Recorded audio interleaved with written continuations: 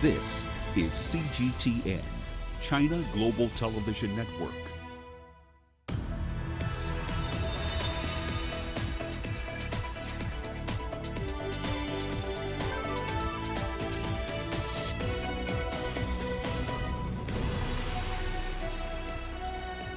Hello there, welcome to this edition of Global Business Africa. In the next 60 minutes, we'll run through all the business news stories you need to know about from Africa and beyond. Let's start with a quick run through the markets here for you. Negative data coming through on the NSE 20 in Kenya, but the repeal of the rate cap in the East African country has been quite a boon for bank stocks, at least for a while. Equity Bank, for instance, reported its results 24 hours ago. Its shares are up by over 30% in the last 4 weeks. KCB, biggest bank by assets in the country, also reported its numbers today.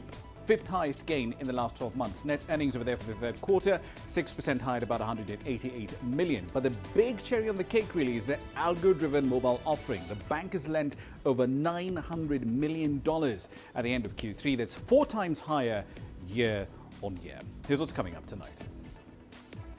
A decline in crude oil production has stunted Ghana's economic growth. We'll look at the numbers. The first digital manifesto for emerging markets has been unveiled in Kenya.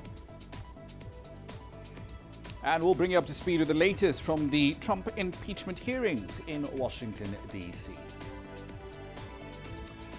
All that is in the pipeline for you tonight. But let's start in Ghana today. Authorities over there have proposed a 21% increase in spending for the 2020 fiscal year. The country's finance minister, Ken Ofori-Atta, has said that economic growth is set to slow to roughly 6.8% in the next fiscal year. At the same time, though, the budget deficit is expected to rise to about 4.7% of GDP. That's a revision from the forecast of 4.5% that he made in August this year. Ghana has enjoyed some economic stability since the conclusion of its 3-year lending program with the International Monetary Fund back in March. But a decline in crude output from existing fields is expected to dampen growth in the years to come. So then let's take a little deeper into exactly what this budget contains. Nabil Ahmed Rufai has been covering the budget presentation. He joins us now live from Accra. Nabil, let's start with a big picture here. What reactions are you getting to the spending and tax proposals in the 2020 budget from policymakers and the private sector? Ramah, there's been mixed reactions on the 2020 budget's presentation in Parliament today by the Finance Minister. There are those who have the view that the fact that there has not been any introduction of new taxes, this budget provides hope for the people that indeed the economy is going to see some significant improvement in the coming year. But then there are those who are also not happy that some of the taxes that are already existing were not reviewed. We know that in the mid-year budget in August, there was the introduction of the communication service tax, which was increased from 6% to 9%. And this is something that a lot of Ghanaians are not too happy about. The fact that it's been increased means that people are paying more for data, and they are also paying more for making calls or receiving calls. And they were expecting that once they've been making their concerns heard, the government will at least review the communication service tax in the 2020 budget, but that was not the case. It's not been reviewed. It still stays as 9%. Also, the Association of Ghana Industries also is saying that the government's revision of an imports levy by 50% has actually affected local manufacturing in the country, and they were expecting that governments would take a look at the reduction of the imports levy from 50% to maybe see some reduction in that regard, because we are seeing that there's been a lot of imports coming in, and the association is saying that that's affecting local businesses, and they would want the government to review that as well. But that was not the case. There's not been any revision of taxes, and there have not been any new taxes also introduced. All right, then. So back in August, the finance minister had forecast a fiscal deficit for 2020 of about 4.5%. Today, he's raised that to 4.7%, and he's basically expanding spending by 21% for next year. But how is he going to fund that extra expenditure? Indeed, because there's not been any introduction of new taxes, you would wonder how he's going to really achieve that. But then he's saying that he's going to boost domestic revenue mobilization. What he means is that they are going to strengthen policies and also introduce radical revenue mobilization that would see that increasing revenue generation in the country. We know that as of now, the government is lagging or has a shortfall of its target of 10 billion US dollars of revenue generation. But then it's saying that in the coming year, it's going to ensure that those who are working in the Ghana Revenue Authority would up their game and also boost revenue generation. It's also saying that we focus on efficiency of tax collection, and it hopes that by doing so, there will be a lot of money that will be coming into the system. Also, it's also saying it's going to achieve this by intensifying drive for foreign direct investments into the country, and this is what it hopes to do, the government hopes to do to reach that target, Rama. Right, so there's been a cleanup of the financial sector that's been in progress since the middle of 2017. It's been running for the better part of 2 years now. And the closure of 53 fund managers earlier this week, that might see taxpayers on the hook for $1.4 billion bailout. That's a fair bit of money. How's the finance minister going to fund that?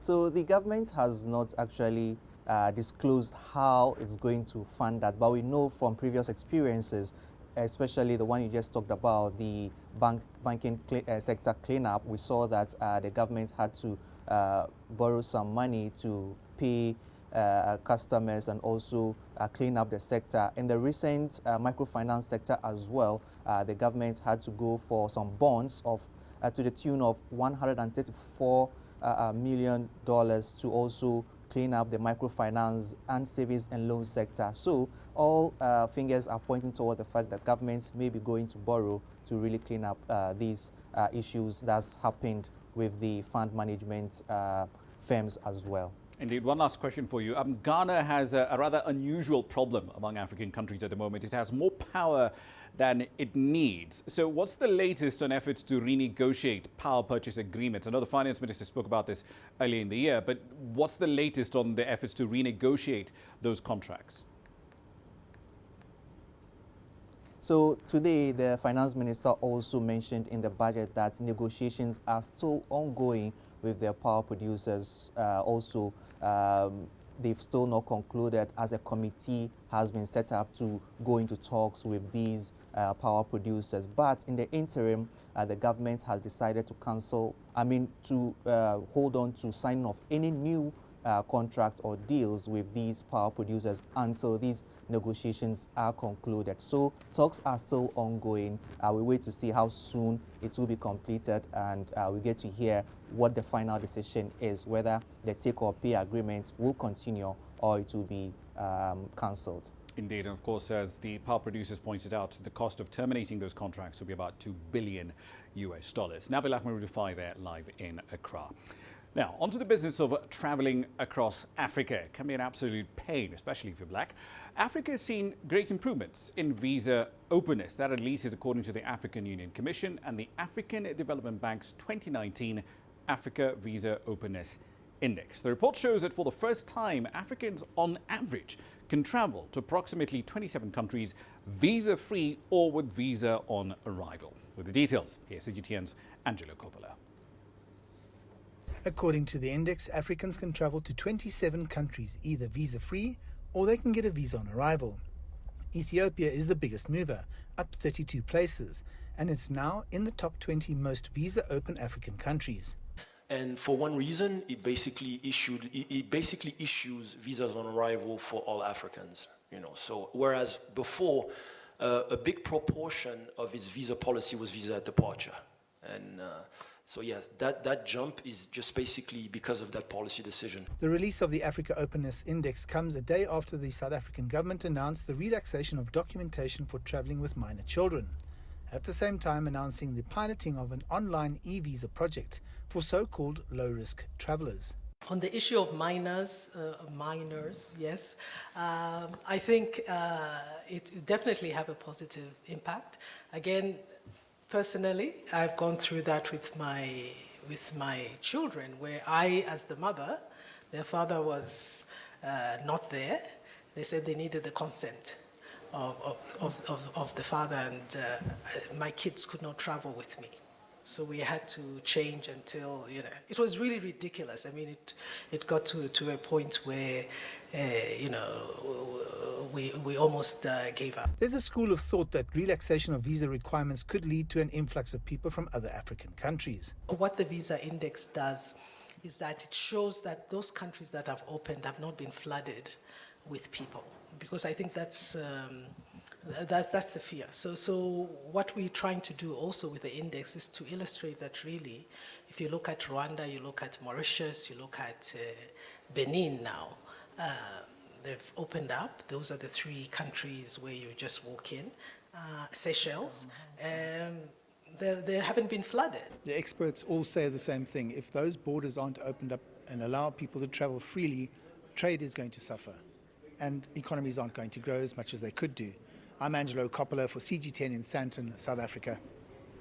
On to Zimbabwe now. The authorities there say they will strictly enforce rules that require companies to mine the reserves that have been allocated to them instead of holding them as undeveloped assets. That's according to the country's mines ministry. You see, over the years, Zimbabwe has been relatively lax in enforcing this use it or lose it policy, but that's set to change as authorities pin their hopes on the sector to drive an economic turnaround. See, Zimbabwe is home to some of the largest mineral resource deposits in the world, particularly if you're talking about platinum, diamonds, chrome and lithium. But mining companies in the country are currently only allowed to keep up to about 55% of their foreign exchange earnings. That's been a sore point of contention. The central bank then pays them in local currency at the official interbank rate for the balance. That has caused investors to be cautious about expanding their operations.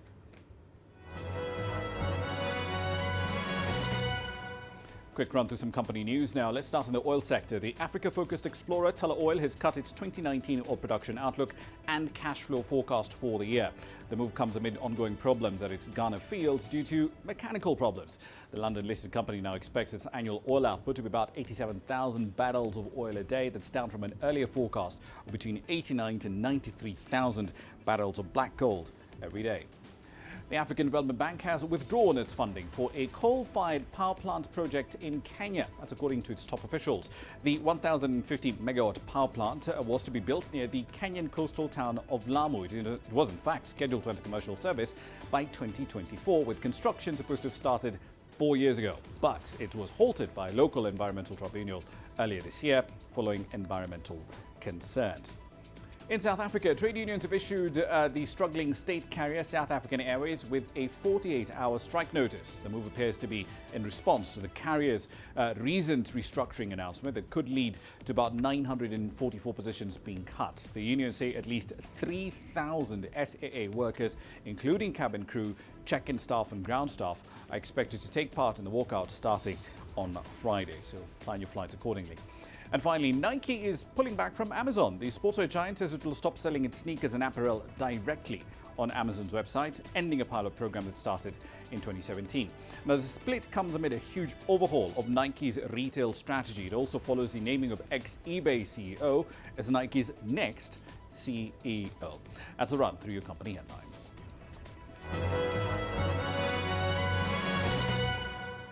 You're watching Global Business Africa. Time for a short break. Here's what's coming up next.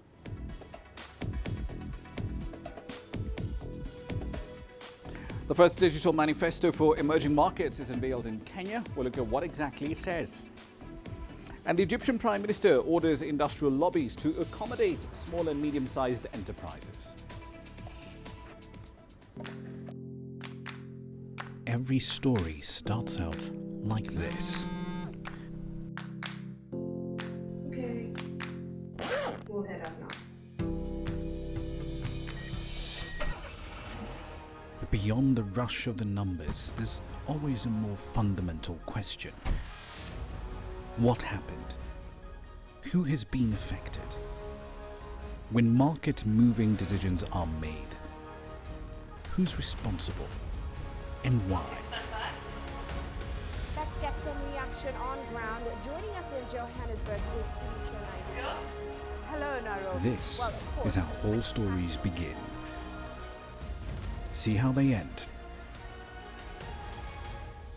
only on Global Business. The world economy as we know it is about to change. Global Business reports highlight emerging markets, developing countries, and dynamic sectors worldwide. We feature top analysts and newsmakers to provide perspectives on every facet of business. From an on-the-ground perspective, we provide you with balanced and objective assessments. Fast, sharp, and insightful. Global Business, only on CGTN. Africa is the nexus of enterprise, and Global Business will tell you why it matters. From the mega investment projects to multi-billion-dollar mergers and acquisitions. Africa today collects, just in terms of revenues from taxes alone, $545 billion a year. If you take 10% of that and you devote it to the energy sector, problem solved. All this on Global Business, weekdays at this time on CGTN.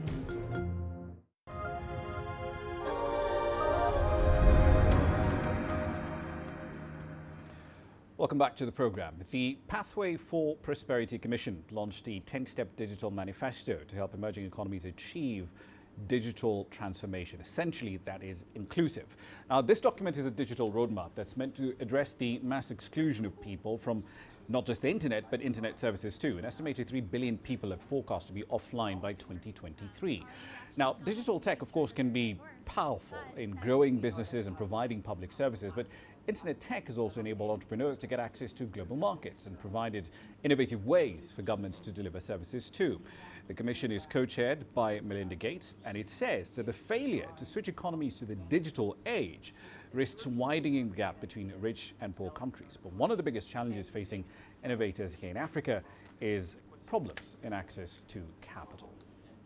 If you open access to capital, whether it's the banks and the VC sector, to the traditional players that we already know, you're not going to create the future that you want for your country. Right. You're going to create what you know, what's risk averse, what you've seen. You're not going to find these great entrepreneurs who see what young people want, who see the way they are using their mobile phones. You look at Silicon Valley and where the venture capital money is coming from, most of the guys in the business come out of two schools, right. Harvard and Stanford. And so they're funding exactly what they know. Right. So they need to open up their networks and have more women, more people of color. I would say the same thing across Africa. There are absolutely people in finance that understand different types of markets, but the bankers have to be willing to open up and say, let's have some of those inclusion at that level. Absolutely, in the partnership, on the board. Right. So you have to include that in your leadership, in your management, not just one person, but several people. And that venture capital needs to be internal. Right. I think one of the challenges we have is a lot of the venture capital we are seeing is coming from outside. Mm-hmm. Okay? And there's really no reason why some of our capital pools, the pension funds and others, cannot begin to find their way into venture capital. Right. But that requires the government itself to come in and create an incentive system for them to participate. Right. And these are part of the building blocks that must emerge. The venture capitalists themselves are as much entrepreneurs as the entrepreneurs themselves. Right. Right, then let's examine this topic in a bit more detail. Dr. Kamal Bhattacharya is the CEO of Mojo Chat. He's also commissioner at the Pathway to Prosperity. Joins me now live in studio. Thank you for your time this evening. Well, thank you for having me. So one of the things that the report focused on is the speed with which technological change is happening. But when we talk about these things, especially within the African continent, the question often becomes, well, a lot of our work tends to be manual, low productivity, and so on and so forth. So where's the risk for automation? What percentage of, say, Kenya's job market, for instance, is vulnerable to automation?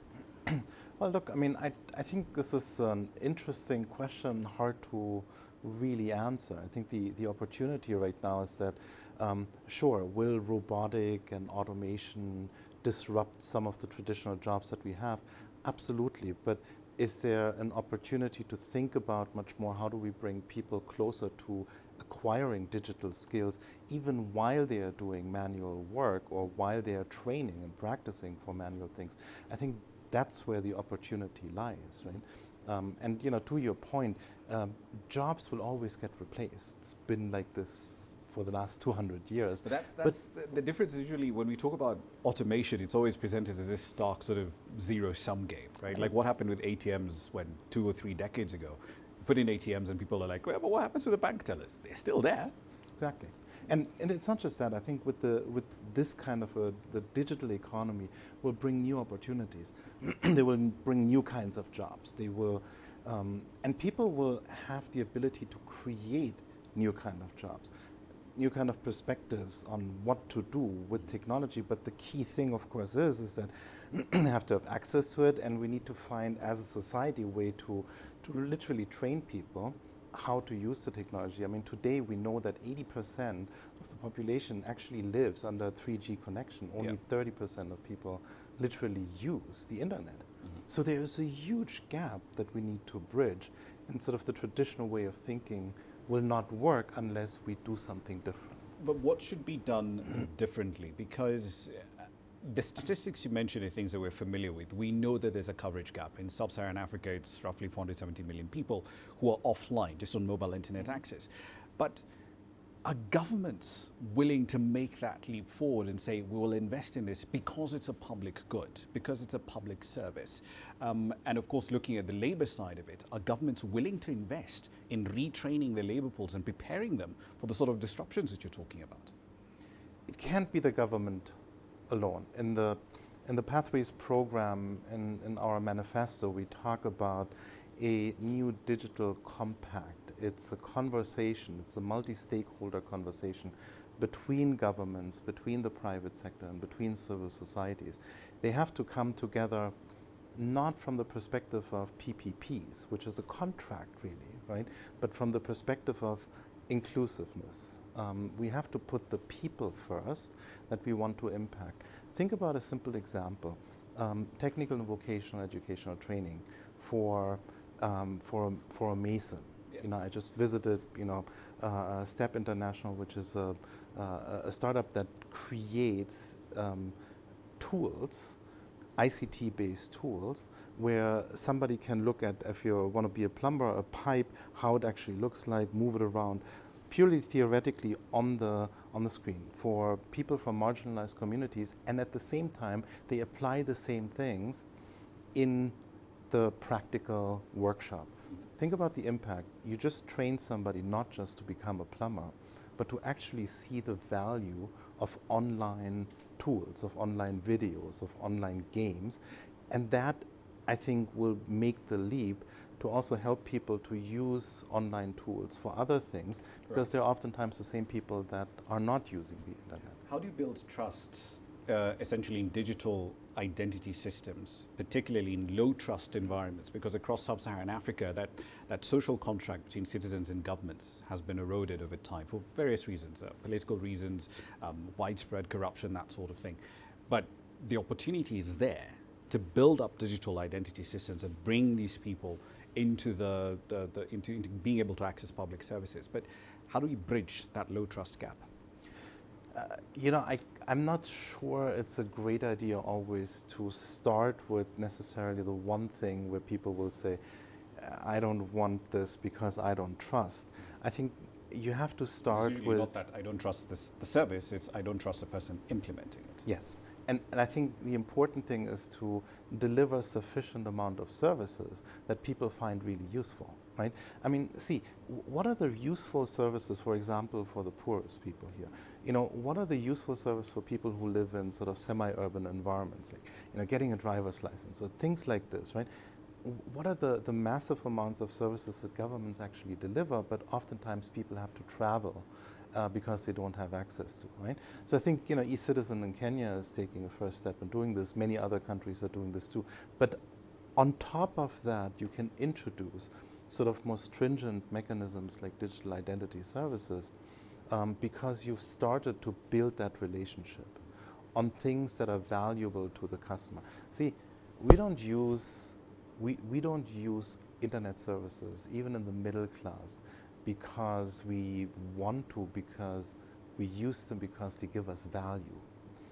But when you go sort of through all the socio-economic sections of the society, you also have to look at what is the value that somebody who lives up country on a farm actually really needs. So not just service for service's sake. Exactly. One last question for you. As we move into providing a lot more services online, we have this massive collection of data that's now coming through into the system.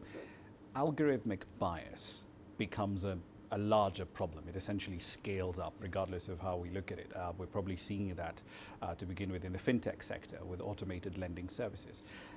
How do we deal with it? And how many countries in Africa even recognize that that is a problem that they need to deal with? So in this particular context, I think there are, and also this is covered in our report as well, so debiasing these kinds of automated services is a huge problem. And there is an algorithmic aspect to it, and this is very popular right now in the AI community, and everyone talks about it. Many people are trying, many big companies, small companies are trying to address it. The other one is, as you said, I think we need to very carefully investigate how are we marginalizing people based on some of these tools, whether it's credit scoring or other mechanisms that are coming into the market. How are we potentially marginalizing it? It's an important aspect, and this is from our manifesto perspective, this is exactly where we need to put people first. Yes, the technology can do great things and give you access to credit, but it is the job of the private sector and the regulatory mandate of a government to say, okay, but make sure that we have a deep understanding of whether we are marginalizing something like some segments of the population or not. That would imply, though, that at some point you would have to know how the algorithm works. But for entrepreneurs, they would say, well, that's my secret sauce. It's like Google opening up their algorithms and saying, this is how our search engine works. Will they do that? You know, on this one, I will say I think it's in the interest of every entrepreneur to be open enough to address this. You know, see, you cannot, and even in Google's case, see, we have this debate globally right now because people are appreciating that this is a problem and it's a hard to tackle problem. We cannot just rest on the private sector and say, okay, if you tell me that it's trustworthy, it's trustworthy. Scout's honor. Exactly, Scout's honor, I promise. Because, you know, a lot of these services today are disrupting the institutional fabric globally, right? And in emerging markets, it's exactly where we are coming in with our manifesto, which is to say, you know, put the people first, and the implications of this is we need to have a regulatory framework and we need to have an honest conversation about this. And of course, that also requires a different skill set in the government that we have to develop over time. Right? But I think it is it's good for the private sector, it's good for the entrepreneurs, and it's good for the people. We'll leave it there for the time being. Dr. Kamal Bhattacharya, thank you. Thank you very much. Right then, so moving away from matters of tech, let's focus on Egypt. The country's Prime Minister, Mustafa Madbouli, has ordered the restructuring and establishment of 19 chambers of industry as part of efforts to promote industries and investments in the North African economy. With the details, here's CGTN's Yasser Hakim. The government has been focusing lately on encouraging the establishment of industries and factories. One step to do so is by setting up 19 chambers of industry. We have added new chambers created to encourage more SMEs, such as the Chamber of Handicraft, another one for leather and shoe production. They are all chambers that have been extended, such as merging textiles and ready-made clothes in one chamber to give it more significance. We have also the traditional chambers like chemicals, food, etc., and they will be restructured to become more effective. These chambers would play a significant role in promoting their respective industries. These chambers have multiple activities. They will follow up on the laws and regulations set by the government to ensure that they serve the cause of the business community. They will provide services to the industries like vocational training or organize conferences and trade shows inside and abroad to help market the local products. They will also assist investors in the procedures to establish their businesses and grow in the market. Egypt's foreign direct investments have averaged 6 billion to 7 billion a year in the last 2 years, up from 2 billion in 2015. Most of it, however, has been in the services, real estate, oil and gas sectors. Officials are trying to attract more production-related industries to boost employment opportunities and exports. The problems we faced as producers at first was to obtain land for our factories. The government is now facilitating this step. Secondly, the permits for factories are very time-consuming. Now the one-stop shop is put in place to reduce the time and effort. Thirdly, the Industrial Federation has established branches in different cities so that you can finish procedures without having to go to the capital in Cairo. But still, a hindrance to investors is the bureaucracy and having to deal with the government employees who apply strict bureaucratic regulations. Experts say having a chambers of industry is essential to create a voice for investors and to be able to lobby in front of the government. Yas Hakim for CGTN, Cairo. Leaders of the Economic Community of West African States, better known as ECOWAS, have encouraged member states affected by the closure of Nigeria's land borders to reach an amicable solution. The president of Burkina Faso, Christian Kaboré, has also been tapped to lead talks between trade and finance ministers of Benin, Cote d'Ivoire, Ghana, Niger, Nigeria and Togo. Now, Nigeria launched a partial border closure in August, ostensibly to tackle smuggling of rice and fuel and other commodities. Just last month, the head of customs confirmed, however, that all trade through land borders had been stopped indefinitely. Nigeria now says it will keep its land borders closed to trade until at least January 31st, 2020. Right then, so let's see how this exactly is affecting businesses. Muda Yusuf is the Director General of the Lagos Chamber of Commerce and Industry. He joins us now live from that very city. Mr. Yusuf, how have members of the Lagos Chamber of Trade been affected by this closure of land borders in Nigeria?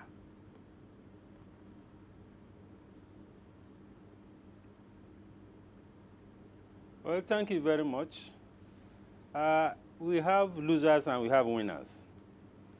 Those who are beneficiaries of the closure are those who are producing locally, especially those who are in the production of rice, vegetable oil, sugar, and poultry products.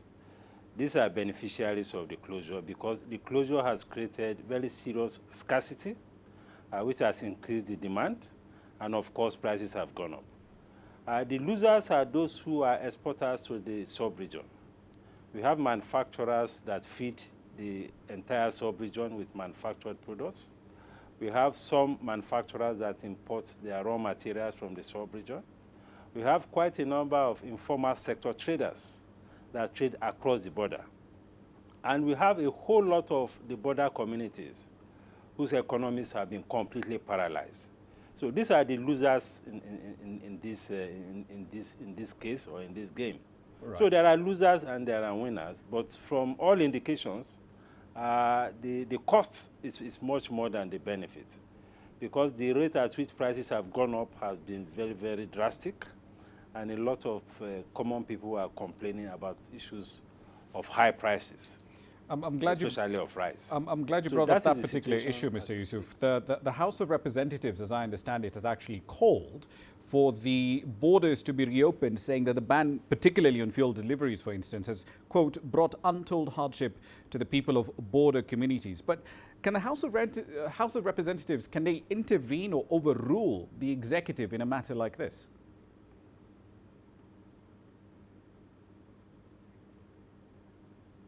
You know, the House of Representative members are representatives of the people. They may not have powers immediately to change things, but they have enough influence to influence the decision of government. And most times when they are agreed, when they are unanimous on such resolutions, they have a way of influencing government policies. So I imagine that in the next few days, government will have a rethink on some of its policies, both on the border closure and more importantly on the issue of restriction of sale of petroleum products to border communities, 20 kilometers from the border. Because many of the citizens in those communities are complaining very bitterly about high prices of petroleum products, which has gone up by, in some instances, between 200 to 300%. They argue that they are Nigerians and they should not be subjected to this kind of agony. So these are issues, and I'm sure that now that the National Assembly, particularly the House of Representatives, have come into the picture, we may see a shift in position. Right. The Customs Authority, though, is saying that as far as they're concerned, they don't see any way they're going to open the border until at least the end of January. So let's take that argument at face value.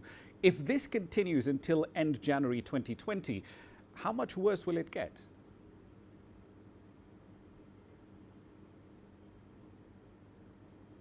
Well, it will get worse, really, because we are approaching the end of the year. We are approaching the festive seasons, when demand for many of these products will be very high. And that means that even the price increases we have seen now, the situation may even get worse.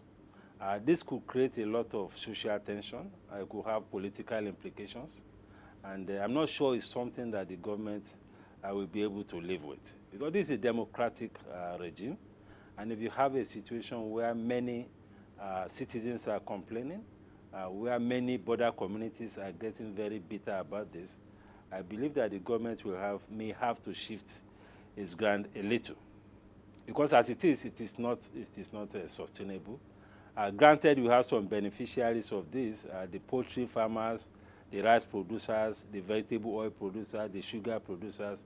They are benefiting from this. But the reality is that in some of these areas, the gap between the supply and demand is so high that the price situation will become almost unbearable for the citizens. So I imagine that maybe in a couple of weeks, governments will have to review the situation and come up with better strategies on how to police the border. Right. We'll leave it there for the time being. Muda Yusuf, Director General of the Lagos Chamber of Commerce and Industry, thank you very much for your time this evening. You're watching Global Business Africa. Time for a short break. Here's what's coming up next.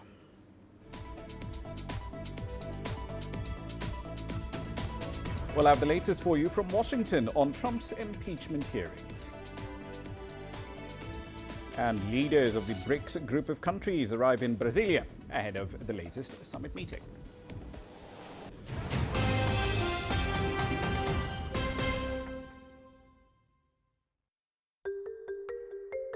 How will your world change today?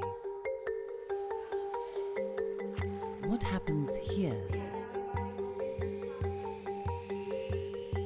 What happens there? Or what you make happen for yourself? If it matters to you, it matters to us too. Your stories are the stories that need to be told. Africa Live. Find your voice.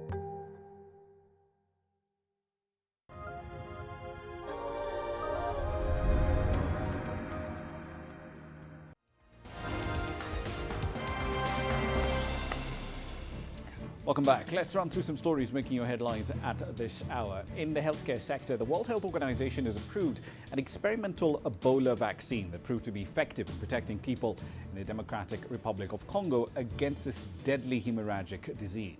The approval of the vaccine, which is manufactured by the US pharmaceutical company Merck, comes 2 days after the European Commission granted it a conditional marketing authorization. Elsewhere, the International Conference on Population and Development has opened up in the Kenyan capital with a focus on women and their rights to reproductive health care. It's calling on leaders around the world to commit to reducing maternal mortality and ending harmful, destructive practices like female genital mutilation. Since Tuesday, delegates have been debating issues including the provision of abortion services and comprehensive sex education for adolescents as well. And finally, in Zimbabwe, the authorities there say they will strictly enforce rules that require companies to mine their reserves instead of just holding them as an undeveloped asset. Essentially, use it or lose it. Over the years, Zimbabwe has been lax in enforcing that policy, but that's set to change as authorities pin their hopes on the sector to drive an economic turnaround. Zimbabwe has some of the largest mineral resources in the world, particularly with regard to platinum, diamonds, chrome, and lithium. That's a run through your headlines.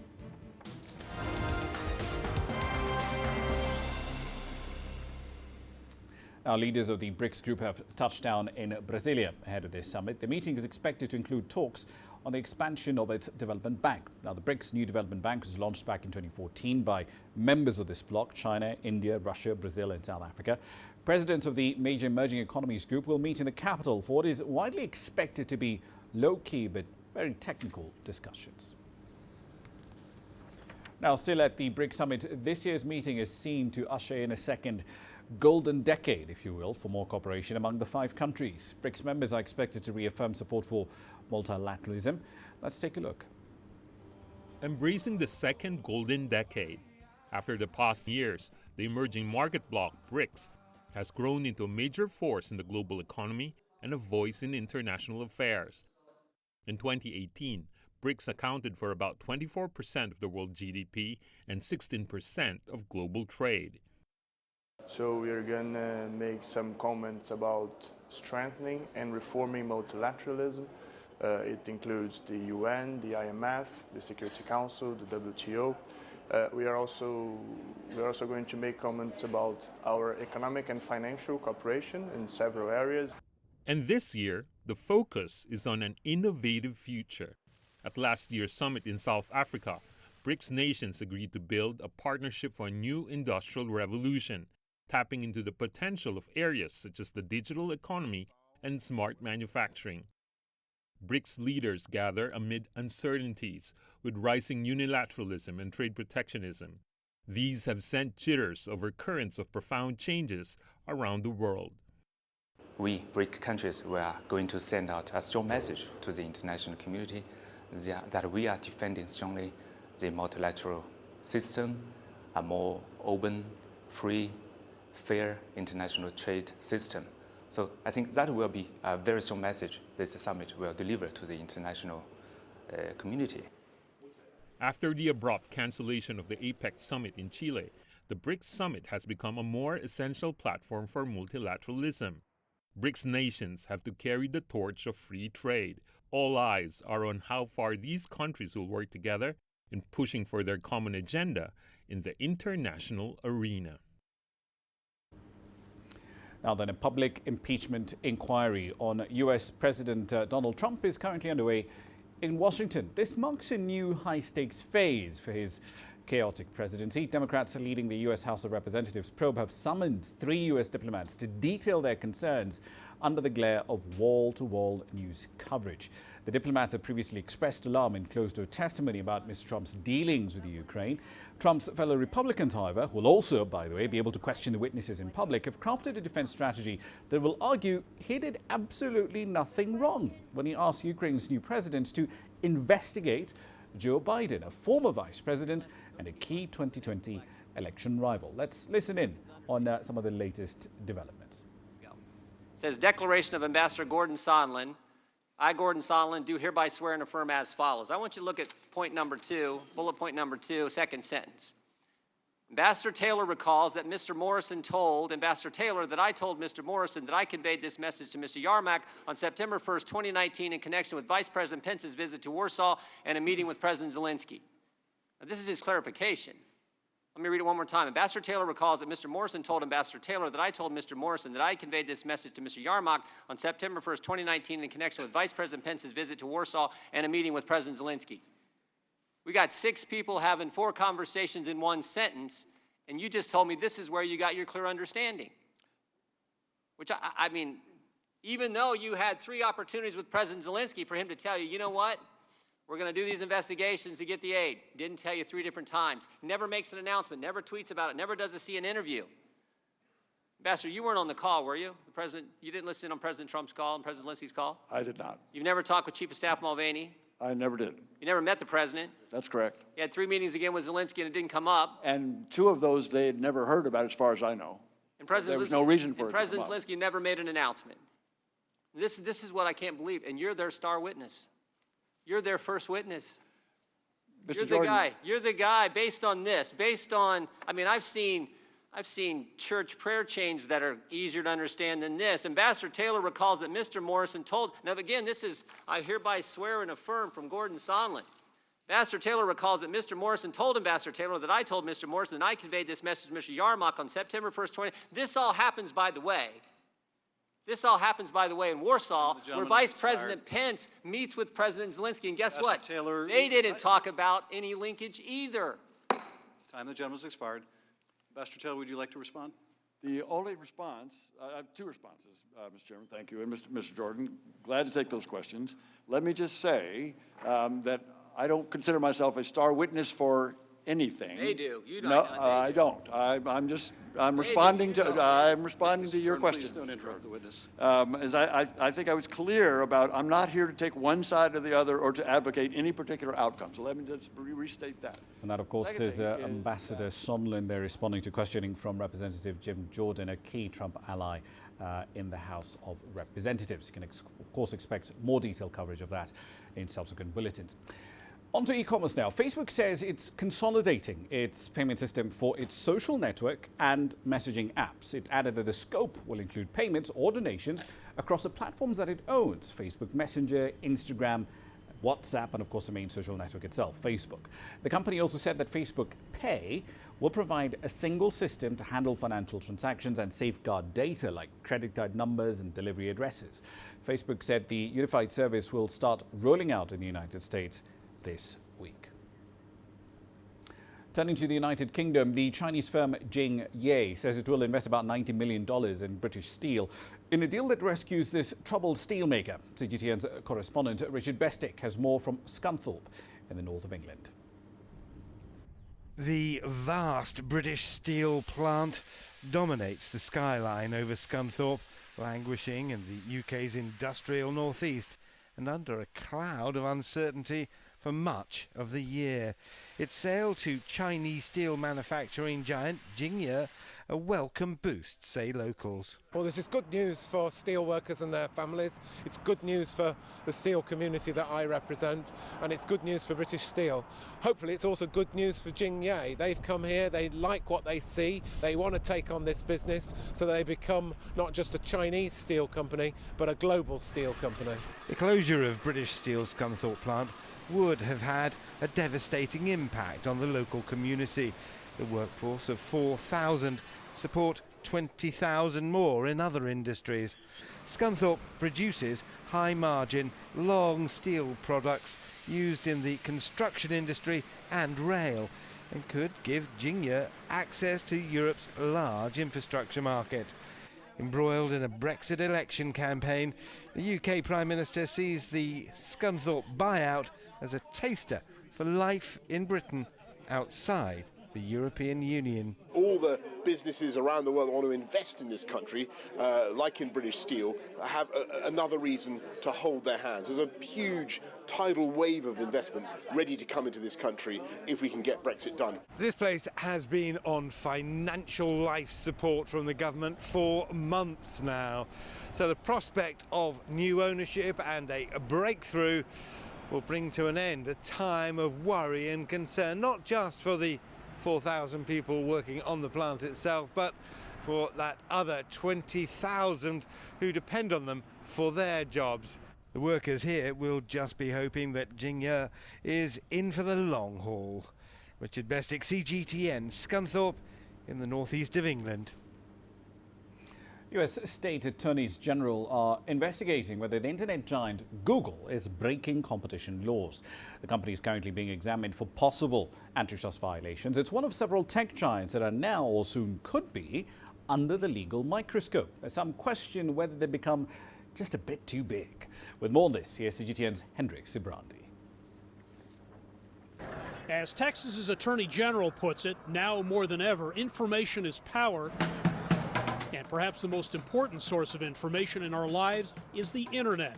When most people think of the internet, he says, they no doubt think of Google. Your lifeblood, my lifeblood, is searching on Google. John Holcomb teaches business ethics and law at the University of Denver. Hey Google, how far? He says Google has become so dominant in digital search and advertising that its critics claim Google features some products and some websites to the disadvantage of other application software and other companies that want to advertise on Google. There's evidence, 4 dozen U.S. attorneys general argue, that Google has controlled the flow of online information, stifled innovation, and undermined consumer choice. The search result invariably is laden with Google-related goods, services, and those who pay Google. It's a very different model than that model with which they began. A similar antitrust investigation is now being conducted into Facebook, which, like Google, is being examined for possibly mishandling its users' private data. If these guys are able to collect the data and there's no sort of recourse if it's not protected, or if they proactively go out and sell it, that's where regulators are concerned. U.S. antitrust laws were enacted to promote competition for the benefit of consumers. Now members of both political parties at the state and federal level are looking at whether tech giants like the Big Four have amassed so much market power they've become monopolies, squashing competition. When you have bipartisan agreement to go after some of these companies, then you're in real trouble. There is debate about whether current antitrust laws are adequate for this new tech age or whether stronger ones are needed. Some believe tech giants should be broken up to boost competition and level the playing field, which Holcomb thinks could actually benefit the Big Four. If the analysts are right that this will unlock value for stockholders, is it going to necessarily have a downside effect on consumers? I would expect not. We make privacy a priority. Last week, Google demanded investigators provide safeguards for sensitive business documents that it's been asked to turn over. They're fighting back. Everybody's going to fight back. Years of litigation may lie ahead, or it can be everybody coming to an agreement, and there'll be a lot of energy put towards that effort. As much energy as consumers spend on services like Google search, we'll see. They're going to walk over coals before they give that up. Hendrik Sabrandi, CGTN, Denver. All right, then, let's recap essentially a story we covered a little earlier. The public section of the hearing is into the Trump impeachment. That's essentially started today. We're going to be hearing from at least 3 diplomats involved in the United States diplomatic efforts in the Ukraine and their concerns about the alleged quid pro quo request coming in from the president. Let's get the latest on this from Katie Gregory. She's in New York. She's been following developments over there in the impeachment hearings. Katie, what are we hearing so far? Well, Ramah, as you say, this is just the first day of these public televised hearings, and there is so much more to come. So a bit of background, obviously this Intelligence Committee is set up to try and prove or disprove that President Donald Trump used his power to pressure Ukraine and its president to launch a corruption investigation targeting Joe Biden and his son Hunter Biden in a bid to boost his own re-election chances. Of course, Joe Biden is a top Democratic contender in the 2020 presidential election. His son Hunter is on the board of a Ukrainian gas company. And then whether Trump held back security assistance or aid if the Ukraine didn't comply with this. Now today, to open up these proceedings, we've heard an opening statement from Representative Adam Schiff. He is the Democratic chairman of this House of Representatives Intelligence Committee. He said the future of the presidency itself is under question, and we have to ask ourselves what kind of conduct or misconduct the public should expect from the office of president. Now that, however, was followed by a far more emotive speech from Republican House Intelligence Committee member Devin Nunes. He'd already compared this inquiry to a coup and today called it a scorched earth war against Trump and a carefully orchestrated smear campaign. He accused the Democrats of rejecting Republican witness requests and said all of this is just a televised theatrical performance. So as you say, this week though, Ramah, is all about hearing from high-level US diplomats about President Trump's dealings with Ukraine, the conversations they've overheard and the information they've been privy to. It's quite in-depth. We're hearing from Deputy Assistant Secretary of State overseeing European and Eurasian Affairs, George Kent, and also from diplomat Bill Taylor, who is the current acting ambassador to Ukraine. We've heard a lot from him, but they've both made statements and they faced lengthy questioning by members of this Intelligence Committee. Now, in particular, diplomat Bill Taylor has been describing when and how he learned that Trump's officials or agents had put conditions on that US aid to Ukraine. Now, we also know that throughout this process, though, we're actually not going to be hearing from Joe Biden's son Hunter or the anonymous whistleblower who actually raised all these allegations against President Trump. They're not allowed to be called as Republican witnesses. But of course, the hearings are set to continue into next week, though. So as I say, Ramah, so much more to come out of this. Indeed. We'll see how this does play out. Katie Gregory in New York. Thank you very much for that update. Now then, a quick run through commodity prices here for you. So Brent crude still in the low $60 a barrel range, up about 0.6% at 1550 GMT. December's meeting of OPEC Plus, that's members of the cartel plus non-members like Russia, is going to be a very interesting one to watch. We spoke about platinum a little earlier in the bulletin. Prices positive at the time as well, up 7/10 to about $875 rather an ounce. A signing ceremony for a wage deal between mining companies and AMCO was postponed, however, today, but share prices on the companies didn't reflect any concern. Impala Platinum, Anglo American Platinum, both up 3% higher. Sibanye-Stillwater was up by over 5 4/4%. Now, on to Nigeria. Roadside food vendors are a common sight across many an African city. However, these world-class street chefs are not just serving up cheap and healthy meals on the go. Here's CGTN's Deji Badmus exploring how street food vendors in Nigeria are helping to address one of the country's key economic challenges. It's barely 8 a.m. and a small crowd is already gathering at this makeshift roadside restaurant. They're having a meal of cooked beans with roasted plantain, vegetables and barbecue fish at Madam Joy's makeshift restaurant in Asaba, the capital city of Nigeria's Delta State. Every morning, pots of beans are cooked over a traditional fireplace, while ripe plantains are roasted on a locally made grill. There's a growing queue of customers, so servers have to work quickly, taking orders and serving meals for eat-ins and takeouts. The meal itself is a popular delicacy in Nigeria's oil-rich Niger Delta region, and many of the people here have been having breakfast and lunch at Madam Joy's for over a year now. Yeah, it's nice. The food is nice, it's cheap, and it's neat as well. And the woman that sells, she's a good woman. The essence why I eat there most times is just the sauce on the fish, and there's this different way by which she prepares our fish. That's what attracts me most, not just because of it, because that's just the essence why I eat the plantain and beans here.